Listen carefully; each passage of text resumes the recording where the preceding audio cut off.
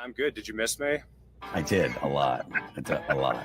I really don't want to get your channel deleted, Reed. That you're asking for serious trouble if I answer that question. Well, then stop fucking talking about us, man. How much perceived value do you think we will lose? Well, I mean, we lose a lot. The establishment Republicans are not Republican in name only. That's what the GOP is. So many people want everyone else to come to libertarianism the same way they did. But the slave mentality is praised. All right, thanks, I want Blake. your phone to blow up with notifications every time the show is on. Thank you, Reed.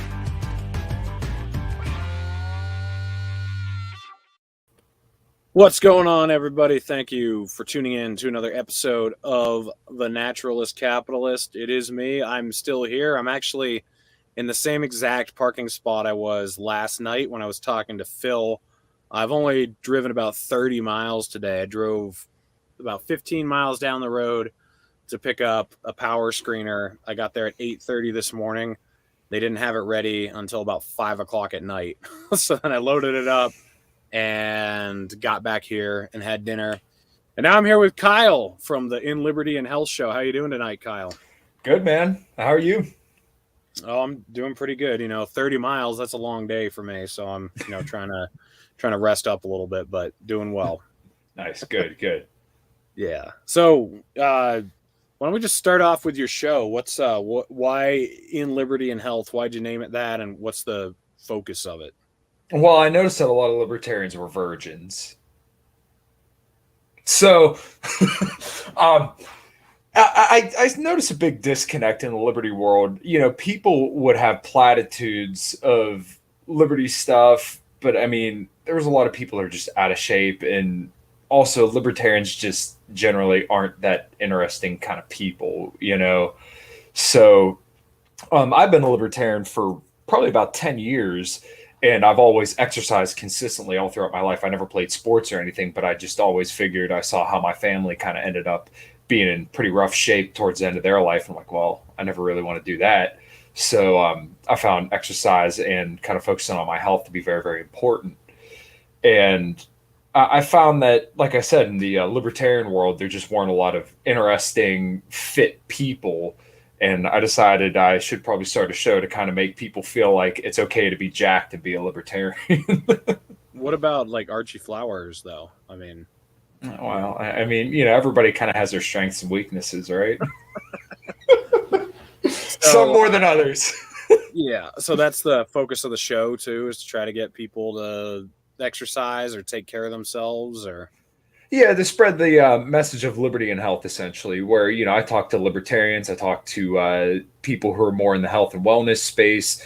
I got one of my favorite doctors coming on here in a few weeks, Dr. Ted Naiman. He wrote the book called The PE Diet, where it basically focuses on a protein to energy model of diet, where you got to figure out how much protein you eat in a day versus like the energy, which would be like your fats and carbs. And I generally don't talk politics with those people unless it kind of has a crossover. I had Dr. Phil Ovadia, who wrote the book, Stay Off My Operating Table. And we talked all about, saturated fat, cholesterol, metabolic health. And then we also kind of tapped a little bit of COVID stuff too. But, I think it's very important, especially after these last 2 years, that people recognize the importance of metabolic health, especially when it comes to COVID, because it's clear as day that people who aren't in good metabolic health have a much, much rougher time with COVID. And the media really hasn't told people that, but it's obviously true. And if you look up any data on it, it's just screams at you that that's the case. So, I mean, I had COVID last year. I'm 27 now. But it was like a walk in the park for me. I had a stomach bug in January, and I would, much rather have COVID 6 times over than ever have that stomach bug again. I mean, I felt like crap for a couple of days, and then lost my taste and smell for a week, and then came right back. Good to go. Mm-hmm. Yeah, the health part with a lot of my fellow truck drivers can be quite a hurdle, because it's really easy to get into eating nothing but fried food or pizza or fatty shit that you buy at the truck stop. You can eat healthily. I mean, I do. I have to, because, I'm not moving all that much. I'm sitting most of the day. So to, keep my weight down and everything. I've got to be smart about what I eat. But it is a problem that seems to just keep getting worse. Like I remember 20 years ago, everyone was fat, but it doesn't seem like that's really changing at all. Like it seems like, if anything, especially over the last year and a half with COVID, when you'd actually want people to be healthier, people were staying home and they were watching movies more and they were eating shitty food more because they weren't going out to the grocery store and getting stuff. So yeah, I mean, health has just been a problem for everybody, but especially people in my line of work. That's that's a big thing they have an issue with, especially the weight gaining part. Oh yeah. Well, when I've worked at a couple different dealerships here in Pennsylvania and in Ohio, and I mean, all of these people are in absolute terrible shape, and your body just from working on cars just gets destroyed, especially if you don't take care of yourself. I can't tell you how many people I've talked to. Oh, I need knee surgeries, back surgeries, my wrists. My dad, he says as soon as he puts his hands up for a little bit, they're essentially all feeling is gone. So it is a big deal. People really don't take care of themselves worth a crap. But kids over the last year, I believe childhood obesity went up by about 25%, which, if you ask me, that's like straight up abuse. There's no reason to let your kids, eat like complete total crap, because when you set them on that trajectory, then they may be obese for the rest of their life, and it's going to be very, very hard for them to get lean again. Your body has a certain amount of fat cells, and at a certain point, the fat in your fat cells spills over into the surrounding area of your organs. That's your viscera, and that's when you start to run into a lot of like disease, and that's a huge, huge problem for people who don't get on the kind of fitness wagon. So there's a certain point where your body just won't accept any more fat, and then you just keep going down and down and down, till you get liver cancer or whatever. But yeah, it's a shame that we've let kids, get obese over the last year and tell them, well, stay inside, wear a mask, and, hopefully you don't die. And I mean, we did the same thing with adults, but like I said before, you would think over the last 2 years that they would have said something about, hey, get outside, try to eat a little bit better. I actually had a friend who's a little bit scared of the vid argue with me. Well, we've been telling people to exercise for years. Okay, well, if you choose not to at this point, then you're accepting the risks that come with that. Yeah, for sure. Yeah, I mean, it's funny that so many people have faith that, or I shouldn't say they have faith, but they have this idea that we just need these government institutions to protect us from corporations that are nefarious and want to hurt us. But if you look at the FDA, I mean, they just got bought out by the sugar lobby throughout the years, and they were convincing people that animal fat was more unhealthy for you, that animal fat was more unhealthy for you than sugar was. So, it's kind of like the EPA protecting oil companies. I mean, we're just at this point where every arm of the government is just bought out by whoever wants it. But that seems to play a big role in people getting fatter and people getting more and more unhealthy, because they were telling us bullshit for decades about what you were supposed to eat. Yeah, it's essentially the fox guard in the hen house. It's like reappointing Janet Yellen to the head of the Fed Treasury. chair. Yeah, Fed chair. The way that animal fat kind of got demonized was by something called, I believe it was the 7 country study. So Ansel Keys back in the 50s, I want to say, I might have some of these dates wrong, but he went to countries all across the world and tried to correlate what was causing heart attacks. Well, back in the early 20s, they had started using vegetable oil, which was originally used for lubricant machines, to replace butter, because they said, oh, butter and lard, that's your grandmother's stuff, move on to this stuff. Well, this machine lubricant doesn't really work well for us, and the other problem is that it's very calorically dense, so it's very, very easy to get a lot of it and not realize that you've eaten, a couple hundred calories on top of what you're already eating. So they started demonizing saturated fat using the 7 country study, because they said, oh, look, all these people who eat meat are dying of heart attacks. Well, the thing that they didn't explain is that these studies typically use what was called a food frequency questionnaire, where they ask people, okay, how many cups of ribs have you had over the last year? Which, if you ask me, I could not tell you accurately at all how many cups of ribs, how much steak, how much whatever I ate over the last year. And they kind of ran with this hypothesis, and it never really panned out. And I believe it's actually in the 80s that there was a study done by the group that actually showed the complete opposite, that people who have who ate a lot of saturated fat had better mortality, like they lived a longer period of time. Now there's even a lot of data that comes out now that a higher cholesterol level might lead to a longer life overall. And people who have the highest meat, fruit, and vegetable intake actually die the least, like they have the longest life, versus people who just have a high meat intake. They tend to have more cancer and more issues. But the other problem is that people, because we've been told that meat is bad for you for so long, that typically people who don't care about their health eat meat, and then people who care about their health, eat vegetables. But, it's just the fact that meat typically comes in like a, you think about your burgers, your fried foods. That's typically what people are eating. So it's not just the meat by itself, it's everything else you're getting with it. And typically it comes with stuff that makes it a lot easier to consume a lot of. So when you look at like a burger, you're looking at, a bun, you're looking at the lettuce, the sauces, everything all together, and it tastes amazing. So, it's easy to pound one down, and then without knowing, you just ate, 3,000 calories, let's say, between all your greasy vegetable oil soaked fries and your hamburger. Where if you just ate the burger by itself, then you may get less calories and it's not going to be as bad for you, but you're just getting the fat and protein. And I don't have anything against carbohydrates, but when you mix carbohydrates and fats together to a large degree, it just becomes so easy to overconsume.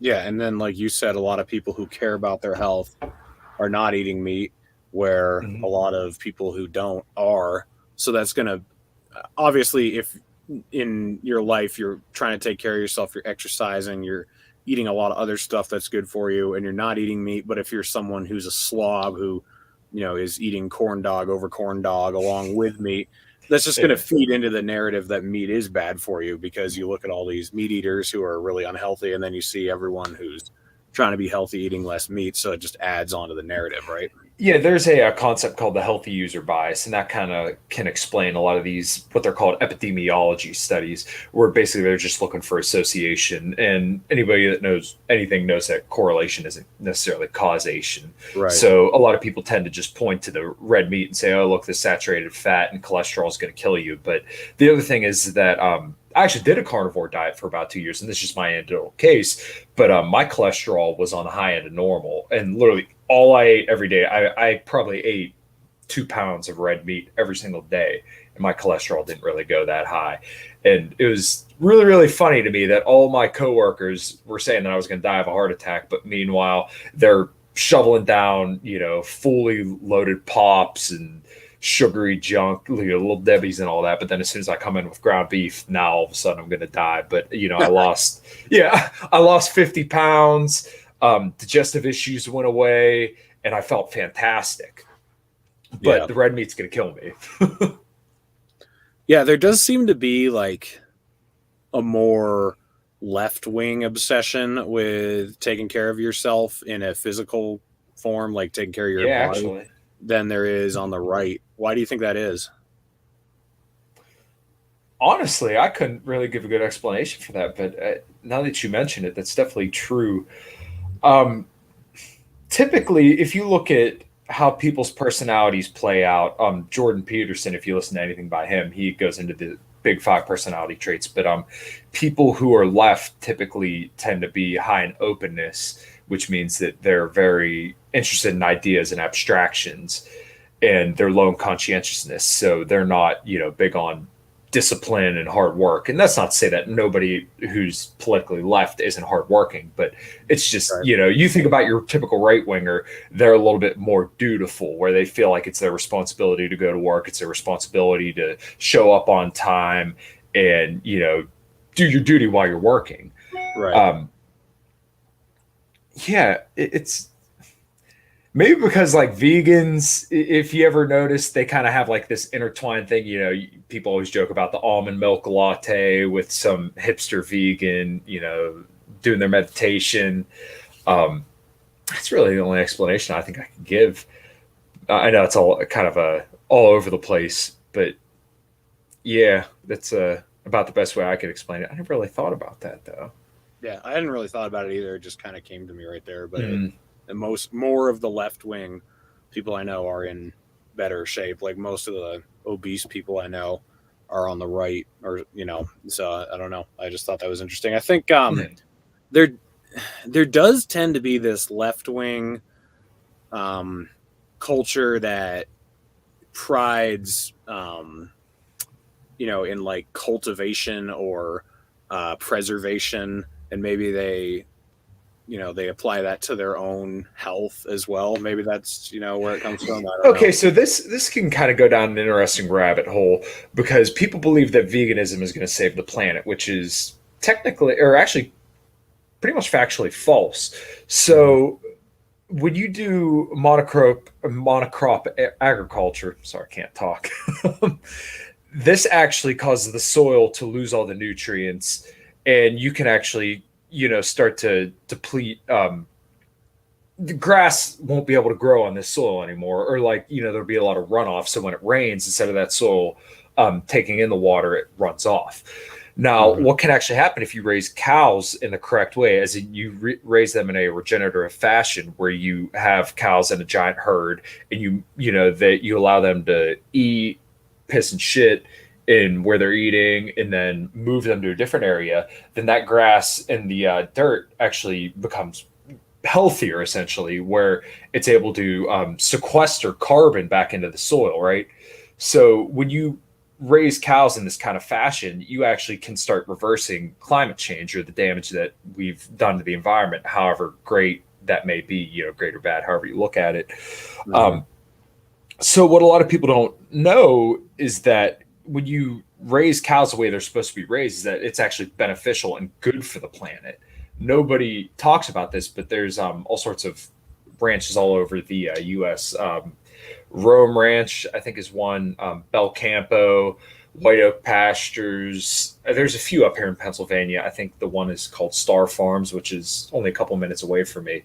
But when these cows basically live the way they're supposed to live on grass, then it can sequester carbon back into the soil. But when you constantly make all of these plants, and you're tilling the soil for soybeans or wheat, it's actually bad for the soil. And that's not to say that we shouldn't make those products, but if you raise cows the way they're supposed to be raised, then you can start to reverse climate change. Someone had once said that if you got 40% of all U.S.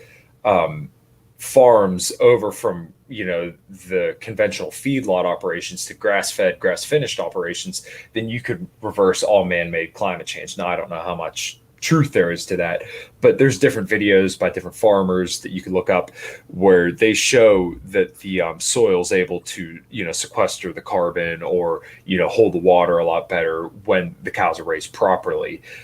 There's a book by Rob Wolf called Sacred Cow, and I haven't read it. I really want to. But what they found is actually one of those plant-based burgers does the same amount of damage as a grass-fed, grass-finished burger does to heal the environment. I know that I kind of butchered that, but basically your grass-fed burger versus your plant-based burger, the grass-fed burger is good for the environment. The plant-based one is bad. Yeah. Yeah, I don't know if it was the guy you just mentioned, but I watched a short documentary this guy had done, and he'd gone to several different countries, I think, and introduced what you're talking about. Like there were just these completely dead areas, and he just brought animals to graze, and it brought plant life back in those fields. I mean, it was crazy. I can't remember what his name was, but one of my Joel friends, Salatin? That sounds familiar. It might have been him. Okay. I honestly can't remember, but I watched it last year, and it was mind blowing. Like I've heard of this stuff you talked about. It's really interesting. You know, this is kind of a good way to go with this. A lot of left-wing people I know, I think they really care about a lot of this stuff, but most of the left-wingers I know are in the cities, and they don't realize how things actually work. So, they want to do something that makes themselves feel good, like they're contributing, like they're trying to do their part to save the planet or whatever. But they don't realize the work that actually goes into, power generation, like where I used to work, or what goes into transportation, or what goes into agriculture, like we were just talking. They're really not that aware, where a lot of these people that you and I probably know, who actually work out in the field, they realize what actually does waste a lot of fuel, or what wastes a lot of resources, or a lot of money, or whatever. But they're never really listened to. They don't really care what we say. They care what the engineers say and what the educated elite say. That's what actually drives policy. It's very rarely they actually talk to people who are doing stuff out in the field. Yeah, absolutely. And it's weird, because you would think that if the left-wingers really cared about the environment, then they would advocate for nuclear power, right? Because nuclear is a very, very dense source of energy, so you don't need a lot of it, and it doesn't create a lot of pollution. They would advocate for grass-fed, grass-finished beef, because not only do you get a better product, it's better for the environment, it's better for the cows, because cows are raised better. But you never hear the left wing talking about this, which blows my mind. But it's because they have this, the global warming agenda, where cow farts and humans are bad. We're ruining the planet. You can't have kids because you're going to, overpopulate the planet, which, if you really look around, if there was any kind of situation where we were overpopulated, there's plenty of room out there where we could, facilitate the people. I mean, and clearly we're not going to have any kind of starvation problem. If anything, people are eating way too much. There's no real population problem, despite what people want to say, because the global poverty rate is way lower than it was even 50 years ago. So I just don't believe there's evidence to this argument that we're overpopulated or that we're destroying the planet, because also, if you look, some forests all over the world are greener than they've ever been. So it's just this agenda to beat people over the head. You're bad for driving cars and eating meat and wanting to have kids. Jordan Peterson said it once, but I've always said it to other people. If you think humans are such a problem, then you can leave. If you really think that we're the source of all problems, then you can just off yourself and go. And obviously, I'm not telling anybody to kill themselves, but if you really think we're the problem, then you can contribute to your own solution. That's, Yeah. So did working in a trade push you toward libertarianism? Because it certainly did with me. I think, I always say that the empirical influences on my life through working led me to realize that centralized planning, top-down structures don't really work, that if you kind of let everybody do their own thing, things are going to move much more smoothly. And I also realized how horrible OSHA and all the regulations they put on workers were. And then I eventually just took that upstairs with, okay, well, if this is such a disaster, the military, the CIA, the FBI, the DHS, all of those must be a disaster too. That's kind of what initially kicked it off for me. Was there anything like that with you, or how did you get there? Surprisingly, no. But how I kind of came to libertarianism was, I think it's kind of interesting. My brother was a big leftist initially. And I remember the one day he was saying, "Oh, I'm not a liberal, I'm a libertarian." And I said, "Oh, well, just get the hell away from me until you know what the hell you are." And I kind of kept that in the back of my mind, but I always felt like I leaned right, like I identified more with right-wing people. But after seeing him kind of go down that leftist, thing, and he's a libertarian now, obviously, like him and I are on the same page, anarcho-capitalists. But after kind of seeing him go down that, I'm like, well, I'm definitely not that, so no. But, I kept thinking about it, and I started listening to people like Stefan Molyneux, Dave Smith, Spike Cohen, Peter Schiff, Ron Paul. Reed And Coverdale. No, I'm just kidding. Reed. But all their ideas seem to make sense. And up until like 2 years ago, I was pretty back the blue. I still considered myself a libertarian, but I was back the blue. And yeah, they hate us for our freedom.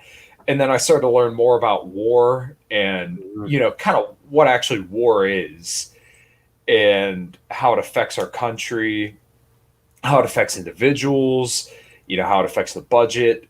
And I realized, well, that's really, really bad. And then after the George Floyd incident, and it's crazy to me how recent this was, but that I realized, okay, well, maybe we shouldn't be backing the blue because, putting peaceful people into cages for nonviolent crimes just doesn't make any sense at all. Like, Yeah. George Floyd was in terrible, terrible health, and I hate to say it, he probably would have died anyways because I believe his arteries were like 90% clogged. But that absolutely gives nobody the right to put their knee on his neck for freaking 9 minutes. It was clearly negligent homicide. So, lock the dude up, throw away the key. But, it's completely wrong. So it took me a while, and it was a very, very progressive thing, but it was never like I just came to libertarianism. But the other thing that kind of pushed me more so towards libertarianism was actually this whole Trump deal. It really exposed the right, in my opinion.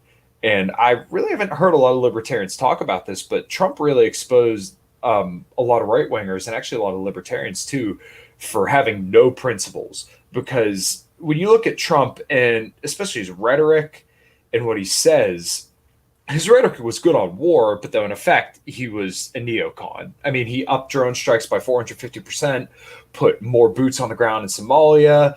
And then when you look at his rhetoric around guns, he was terrible on the Second Amendment. He banned bump stocks, which I like that video that you shared earlier. I retweeted it, but my point was essentially the bump stock ban was just a virtue signal to try and appease people that will never like him anyways. What's funny is I released that video in 2019. I put it out in like November. Yeah. But then it went viral for the first time. It went viral twice, but the first time it went viral was last year in like June or July. And I went through reading all the comments, and they're all like, this is why we need to vote for Trump or the Democrats will take our guns away. And I was just like, oh my God. You guys are like, stocks, who banned those? Like, they don't get it. And this was the most frustrating part, is that I work with all boomer cons, and I've gone down this road with them more times than you could possibly imagine. And you know what they say? Oh, he had to appease the left. Appease the left? Are you kidding me? They hate him. Yeah. They hate you. They hate me. They will never like any of us. If you carry a gun, if you work a blue-collar job, dude, these leftists hate your guts. What are you doing?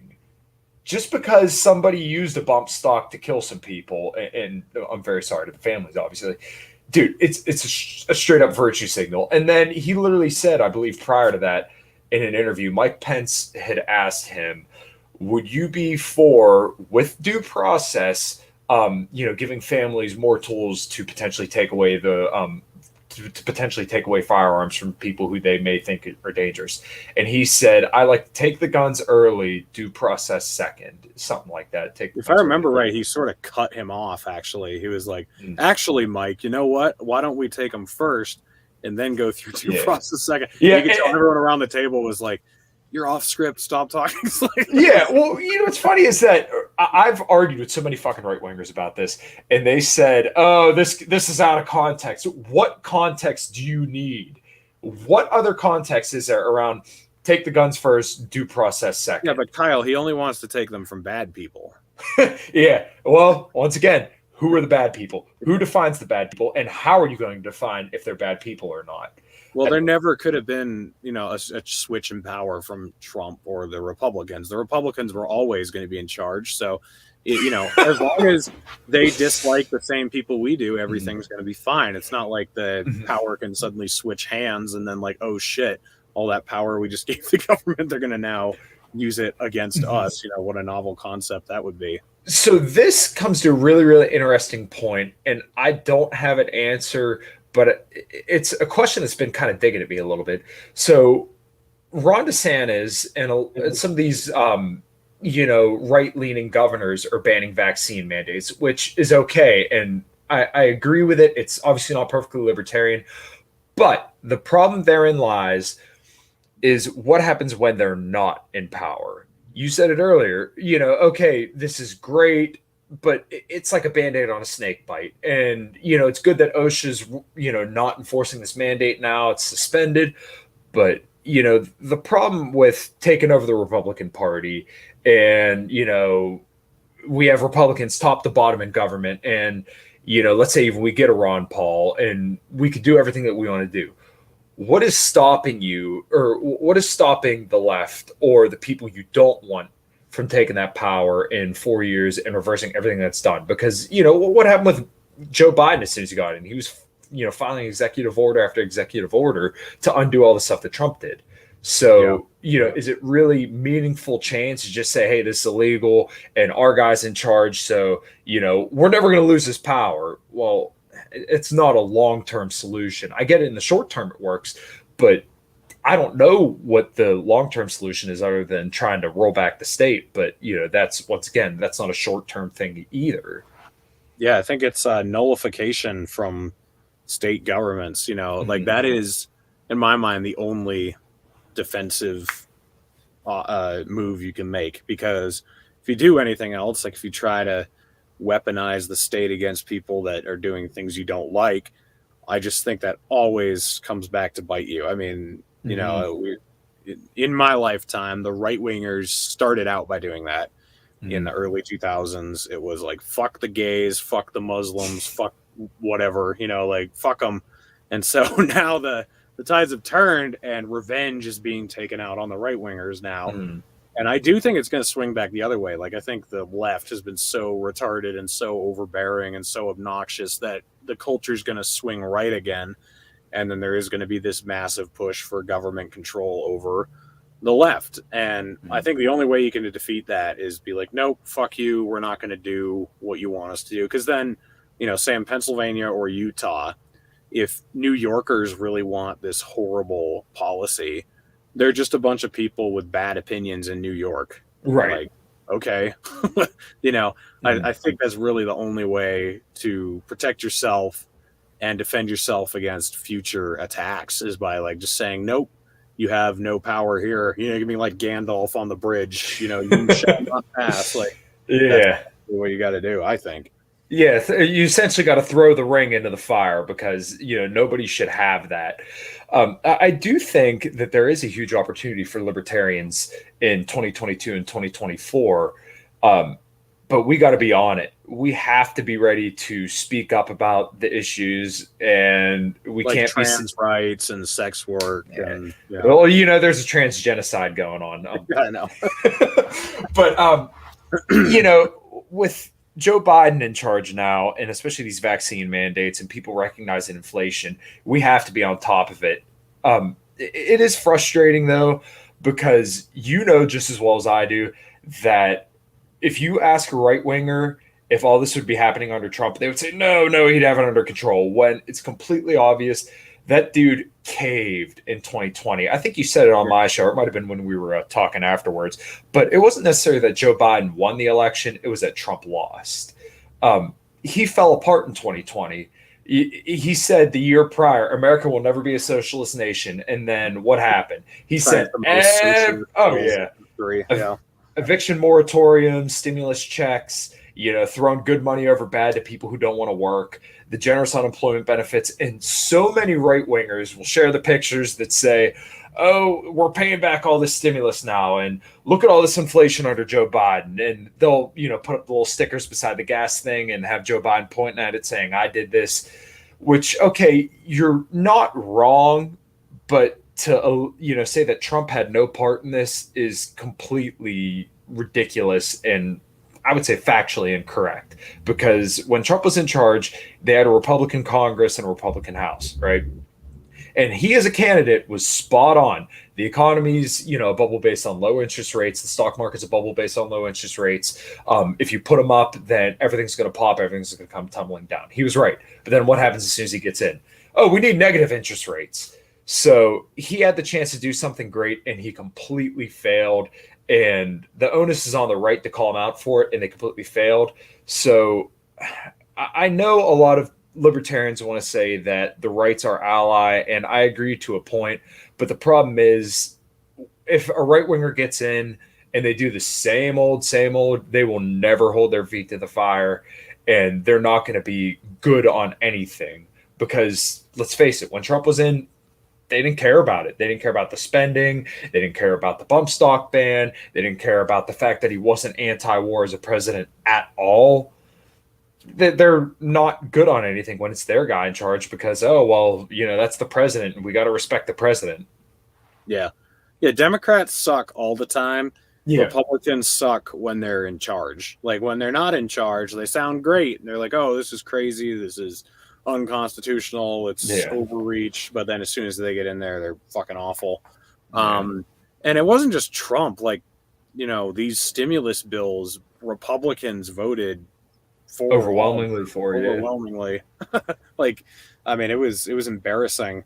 Dan Crenshaw voted against this latest infrastructure bill, and I think the infrastructure bill is 1.2 trillion. And don't get me wrong, it's not a good bill. Yeah.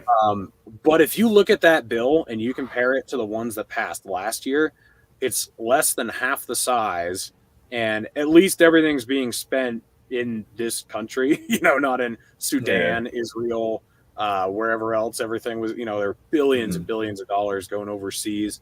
So it's just hilarious to see him post this video about, like, this is irresponsible. It's just like, dude, go fuck yourself. Dude, look at me. I'm a financial conservative. I'm fucking John McCain Jr. and I'm a financial conservative again now that the Democrats in charge. Dude, it's such a joke. Rand Paul, when he does the Festivus report, I absolutely love reading those. But they got $10.2 million in COVID test tubes, right? You know what they were? Empty pop bottles. $10.2 million. And I remember at the end of the year last year when they were talking about doing the second stimulus check, and everyone's like, oh, Trump's fighting it. They don't want all this pork in it. And then you look at Trump's revisions for it. It's like, essentially, instead of sending $2 million over to gender studies, and this isn't exactly it, but it kind of captures the point. Instead of sending $2 million over there, we'll just send 1.8 million. Like, dude, you don't have to sign this, but what do? Every single time, there you go. Write the blank check to whoever for whatever. And nobody ever criticized Trump for that, or at least no right-wingers, no prominent right-wingers. And now all of a sudden they feign like they care about the debt. No, sorry, your time has passed. You had a chance. You guys had your chance the first 2 years and you completely blew it. So go fuck yourself. What was funny is while the election was going on, Trump put out these ads that were showing the rioting in Kenosha and Minneapolis and all over the place, everything burning and on fire. And it said, "This is Biden's America." And it was like, dude, you are the president right now, like, and all these Republicans nowadays, they're talking about how, we suddenly had authoritarianism under Biden and chaos. Like, where were you last year? I mean, Trump was president all of 2020. And he criticized Georgia for not locking down. He criticized Georgia for not locking down. He criticized Sweden for not locking down. Like, do you think this dude wouldn't be pumping the vaccines or voting for, or, pushing the vaccine mandate? Every Republican governor, except for Kristi Noem, did some sort of shutdown in their state. I don't know, maybe not Alaska. I don't know about, but I think like pretty much every state. And then Ron DeSantis did change course after a little while, to his credit. He was against it. But, and then Abbott eventually, but it was not a good showing by Republican governors or Republicans in Congress or Republicans in state houses. Like, it was just a massive failure on every level by every institution and every party, including the Libertarian Party. They didn't do that great either. It was just like, it was just a year where nobody was standing up. It was just, I don't know. It was really aggravating. Yeah, and it's very, very surprising to see other countries where we would have laughed at them 2 years ago and said, you guys got tyranny over there. We wouldn't put up with that.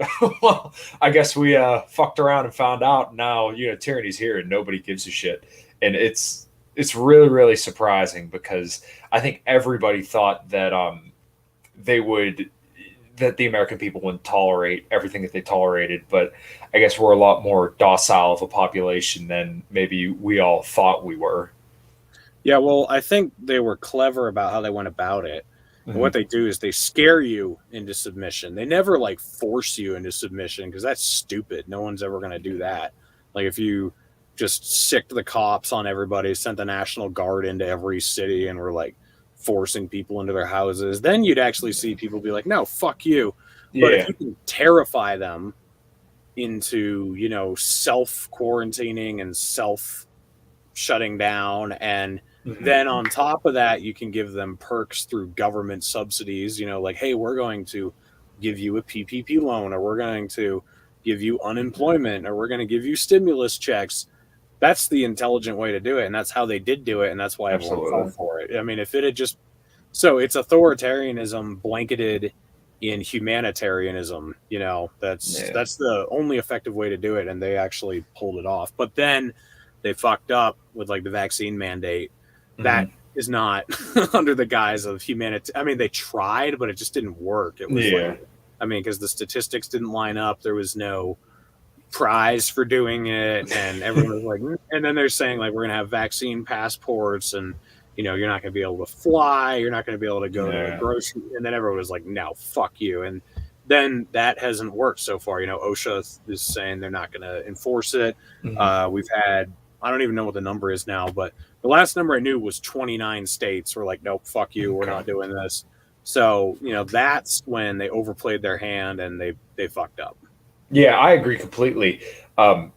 It's funny because even a lot of my boomer coworkers who are the most pro-Trump people you could possibly imagine, a lot of them are around trying to tell people to get the jab. And, they're, I don't want to say they're on, straight up simping for the COVID regime, but they're damn near helpless to it.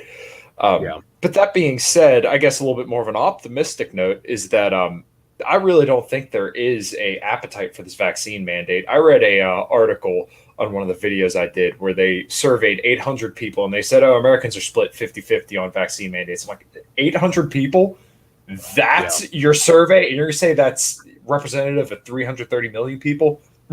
No, that's not how it works at all. But like I said, I really do think a lot of people, even vaccinated people, are starting to see through the charade. And I really don't think they want this vaccine mandate because it's ridiculous. People say, oh, it's like you've been vaccinated for other things. Yeah, but this is different.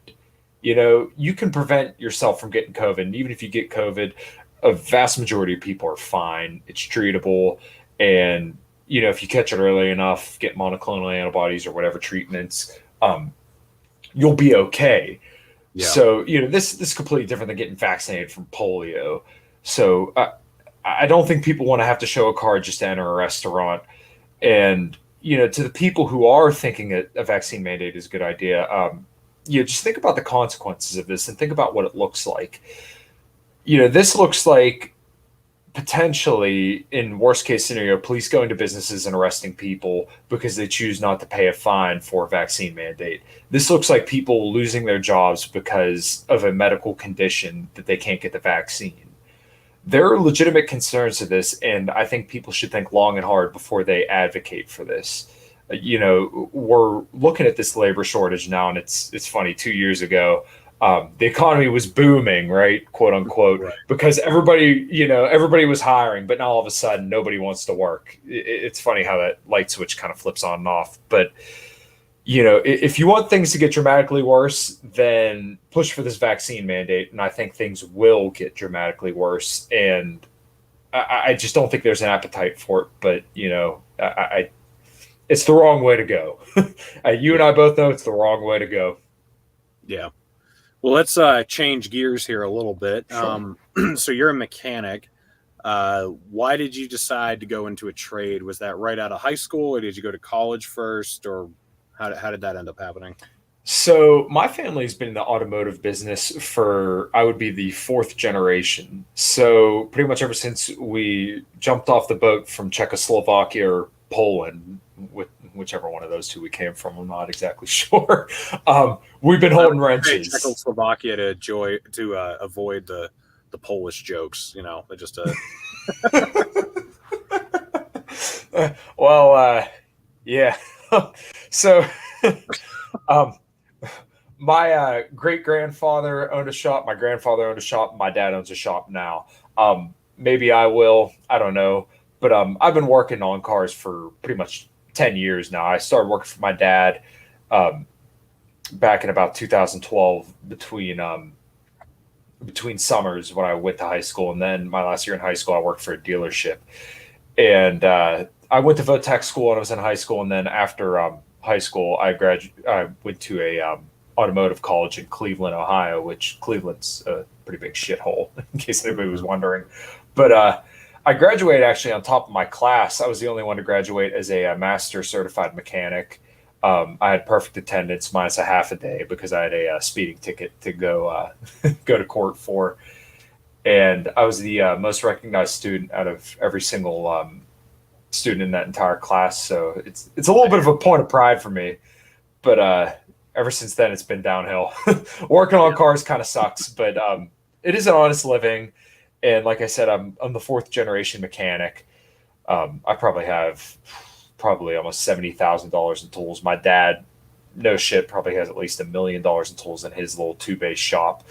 But you know, I've done it for 10 years, and I think I've made a good living for myself. I'm 27 now, and I've owned my house now for about 5 years. It's not paid off, but you know, to be a homeowner in your early 20s is pretty cool in my opinion.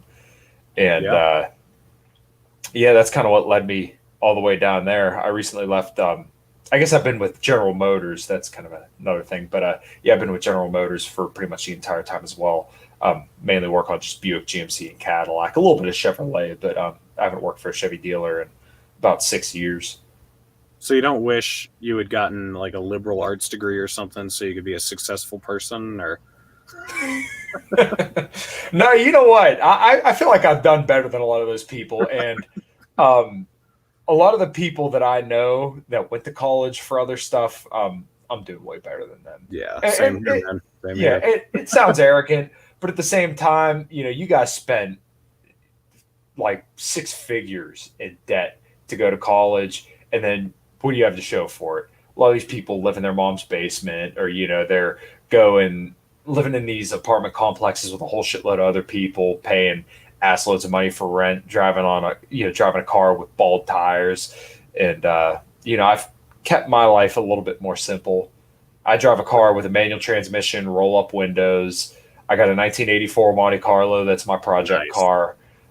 My fiance has a 2016 Terrain and a 2006 Cobalt with roll up windows. Our Terrain's like the nicest vehicle that we own, but yeah, we keep it low key. I didn't go for the nicest house that money could buy. I went within my means. If I would have waited a little bit longer, I probably could have got a nicer house. But in hindsight, I'm glad that I got this specific house because I can manage the payments. And if, you know, things go downhill at work, then I can afford to make the payments no matter what. And I guess one thing that's interesting about being a mechanic is that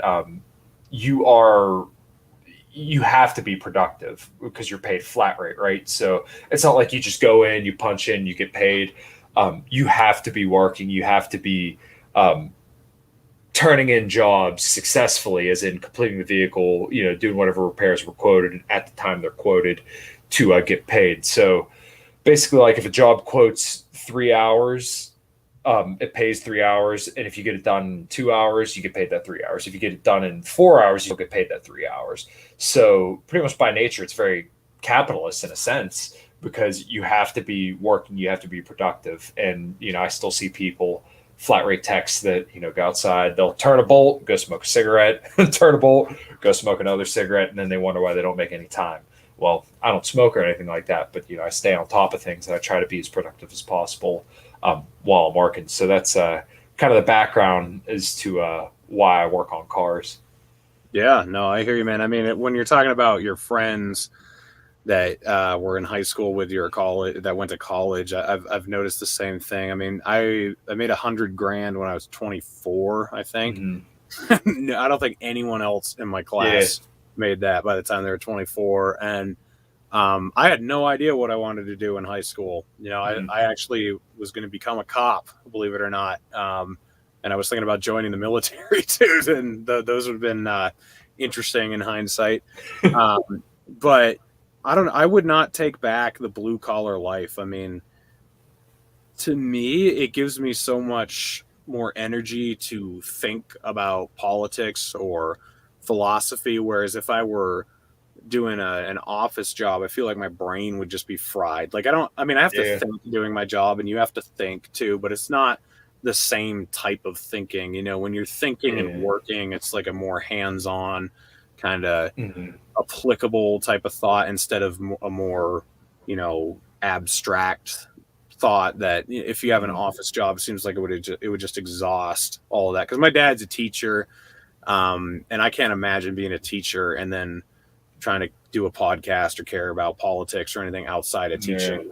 I mean, I would rather my dad, whenever he has time off, he goes and splits wood or mows the lawn or, you know, does something for work because he's so used to just, you know, doing intellectual stuff all the time.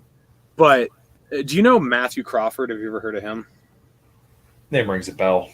Yeah, so I haven't read any of his books yet. I need to, but I've watched several of his interviews, and he wrote one book called Why We Drive, and then I think another one was the case for manual labor.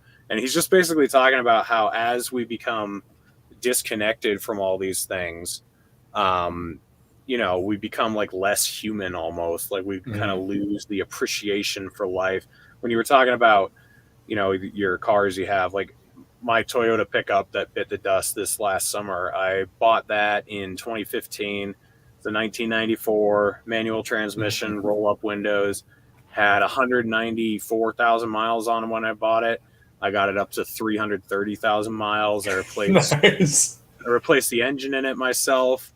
I did all the suspension, all the brakes, did it all myself. Like I basically replaced everything except the transmission for functionality myself, you know, just with help from other people.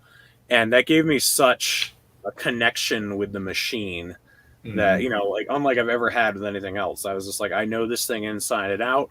And, you know, I've touched everything in here and I've replaced everything in here. This truck is like an extension of me. When I got in that crash, it sucked more on like almost a spiritual level because I was just so connected to that thing. So now what I have is I bought a 1991 4Runner with the same engine. So, you know, I still know how to fix everything because it's basically the same thing. But do you think do you notice that too? Like the less connected we become with our work or with our machines or with the outdoors or whatever, like we just become less interesting and less appreciative of things and less human in general. Yeah, you know what? Actually, I would agree, and I never thought about that, but yeah, it totally does make sense because manual labor is incredibly satisfying. So for me personally, although I wish I could get out of working on cars, I don't think I ever will. There is something insanely satisfying for me personally. It's brutal work, but like when I find that broken wire that's causing this specific issue, it's so satisfying, and it gives me, you know, a sense of like purpose. You know, I feel like this is it. This is why I do what I do. I had a 2021 Cadillac XT5 with a motor that was blown up, and it took me forever. And, you know, obviously because there's not that many people that work on cars and there was just a cascade of people being off, it took me a little bit to, you know, get to it and get it done. But the ability for me to literally take a brand new vehicle that nobody's ever done this on, nobody that I know, and literally drop the whole engine and transmission on the ground, move the engine, put a new one in it, put it back up in the car, run it, drive it overnight, bring it back to to my work, and know that I did the job right. There's something very, very, very satisfying about it. And I get a little freaked out when it comes to doing these big projects. and I seemingly do a lot more of them now. When you're done with it, like I said, it's just very, very satisfying. I had a brand new Yukon once where the rear tail light would turn on for like a second and then turn back off, and then it would do that like every 10 seconds. Well, when they put it together at the factory and they put the rear applique on, there's two lights right beside it. They pinched a wire that was going to the one light, and that was causing that light to flicker on and off like that. But once I fixed it, it was good. But yeah, to kind of sum up that long tangent there, I do think there's a lot of value in manual labor, and that a lot of people get their self-esteem and how they overall feel about themselves from their work. And I feel like these office jobs and jobs where you're not necessarily working with your body in your hands, I don't think there's that same sense of gratification, at least in my opinion. And I don't think I would find the same satisfaction doing, a job like that. And I mean, there's satisfaction when I teach somebody something about cars or something about music, something about fitness. But there is just, like I said, a huge satisfaction to being able to do something like that. Yeah. Yeah, we'll have to do a live stream where I'm jamming on the keyboard and you're playing the guitar or something. Absolutely. Yeah. Go ahead. Oh, no. I played guitar now for probably about 15, 16 years, but that's another thing that, brings me a lot of joy. As you can see all the guitars and amplifiers in the background, Metallica poster. And if you look all around my room, I got all sorts of music stuff, but that's a whole other rabbit hole and passion of mine. Yeah.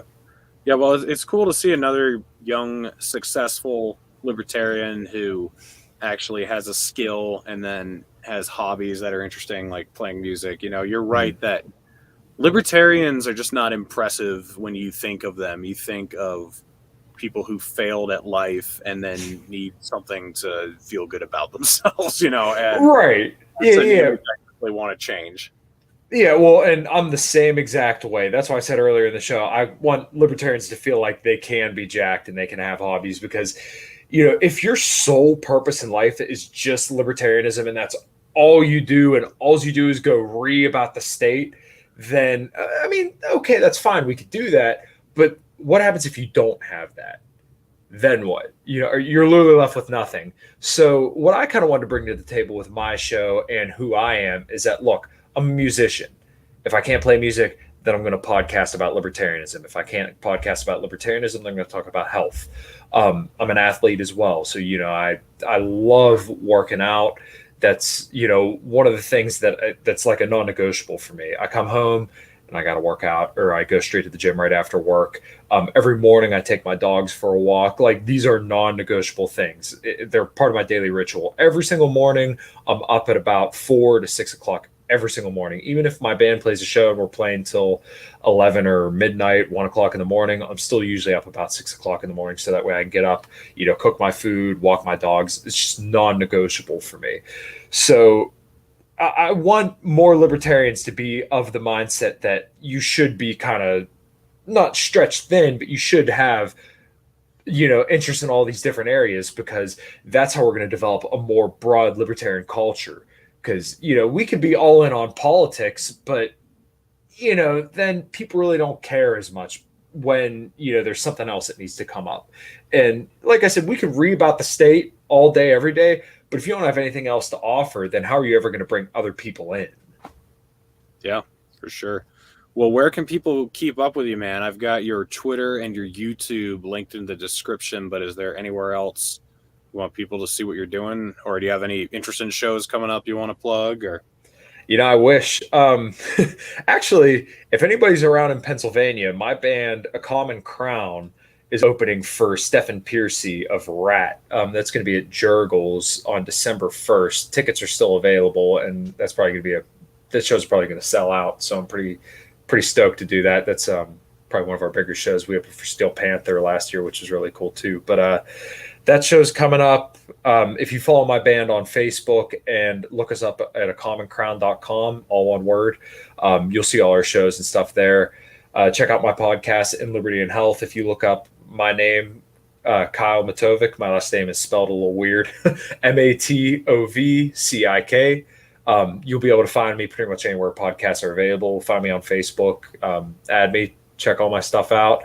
I mostly talk about libertarian stuff and health. Would like to get some more people on as well, you know, who are of all persuasions, really. So, yeah, that's pretty much my stuff there, man. All right, man. Well, thanks for coming on. That was a good convo. We'll get you back on again sometime. Awesome. Love to do it.